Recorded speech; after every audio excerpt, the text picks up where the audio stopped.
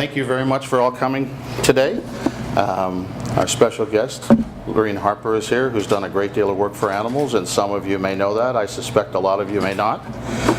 We have with us today Canadians from all walks of life, from every community and every interest, and we're joined by a common bond, and that's a deep and abiding respect, not only for the treatment of animals, but respect for the environment as well. My name is Michael O'Sullivan, and I have the privilege of heading up the Humane Society of Canada. We work across the street, across the country, and around the world, trying to help animals and those who care about them. Before I introduce our special guest, I'd like to thank our hardworking staff and volunteers, and also the generations of Canadians who continue to support us. Without their help, none of this would be possible. We have to note in these hard times, too, that we're humbled by their generosity and the trust they've placed in us as we stand shoulder to shoulder working on the front lines of animal protection.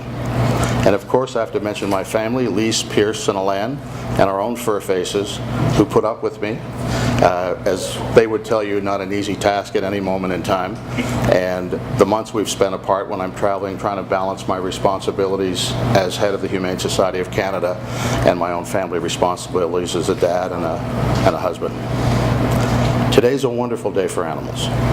With us today is a very special guest who most animals would realize as one of their most devoted allies, and the rest of us might realize, or recognize rather, along with their family as a role model, as the wife of our 22nd Prime Minister. It's my honor and my pleasure to welcome Mrs. Laureen Harper.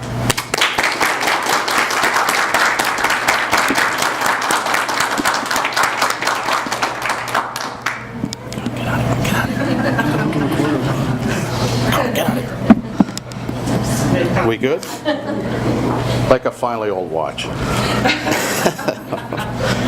I suspect a few of you know that growing up as a child in Alberta on a farm, she spent a lot of time around animals and has always spent her life trying to help animals and helping people who care about them.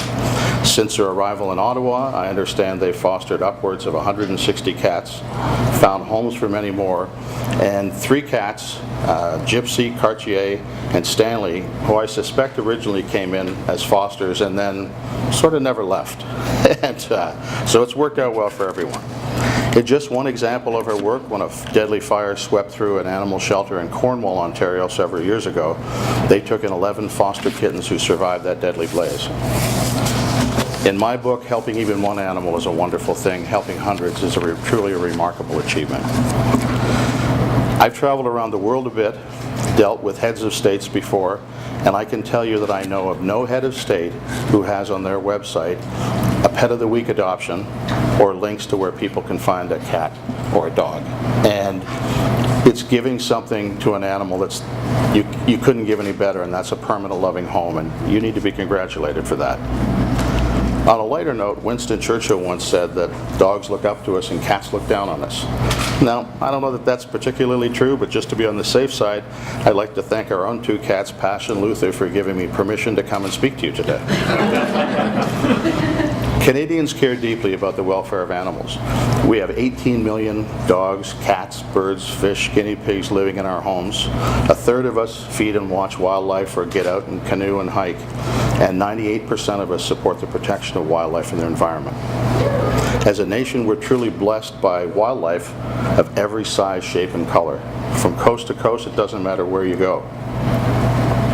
To paraphrase a man called Henry Beeston, as they soar through the heavens, swim beneath the ocean depths, and race across the field and forest, in a world far older than our own, they move finished and complete, gifted with extensions of the senses we've never had or lost, living by voices we'll never hear. And yet, for all of that love and affection, animals today face more clear and present dangers than ever before. The situation facing them is serious, the problem's intimidating, and the challenge is immense. Gandhi once said that the greatness of a nation and its moral progress could be judged by the way its animals are treated. An authority no less than the FBI has shown that early childhood abuse towards animals could lead to later violent behavior towards people. So in helping animals, not only do they deserve it in their own right, it makes us better people. Often, as we've said earlier, people want to do something to help, but they're overwhelmed by the enormity of the problem. They read about seizures of 48 cats, animals that were hurt in a fire and need to be rescued. They don't know what to do. It's too big for them to deal with. But what Mrs. Harper has done is what we all should do, is take it one animal at a time. Every life counts, and save one animal at a time. You manage the problem. You're not going to be able to solve it, and it's not up to you to solve all the problems.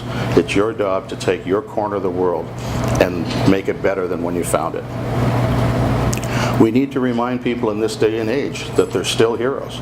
People who have done remarkable things, they're creative, they're free-thinking, and they find out a way to overcome problems by managing them, and more importantly, encouraging other people to help them manage it as well.